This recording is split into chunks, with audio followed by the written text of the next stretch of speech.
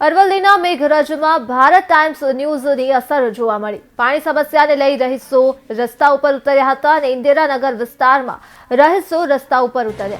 છેલ્લા 8 દિવસથી પંચાયત દ્વારા પાણી નહોતું આપવામાં આવતું અને પાણીની સમસ્યાને લઈ સ્થાનિકોએ ચક્કાજામ કર્યો હતો। તો ગ્રામ પંચાયત દ્વારા પાણીની સમસ્યા હવે દૂર કરી દેવામાં આવી છે। હેન્ડપંપમાં બોર મોટર નાખી પાણીની સમસ્યા દૂર કરાઈ છે અને ભારત ટાઈમ્સ ન્યૂઝના અહેવાલની धारदार असर जोवा मळी।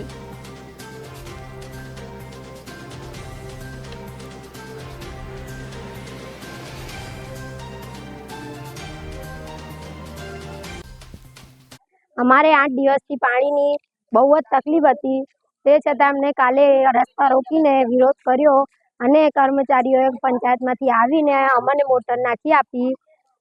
तेनाथी मीडियानो आभार।